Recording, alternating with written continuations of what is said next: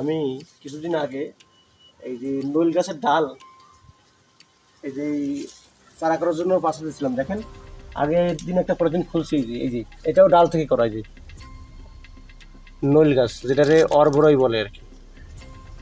আর এটা আছে খুলবো, এটা খোলা হয়নি,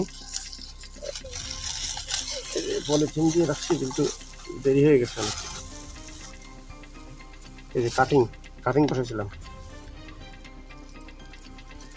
আর এই একটা এটাও খুলেছি।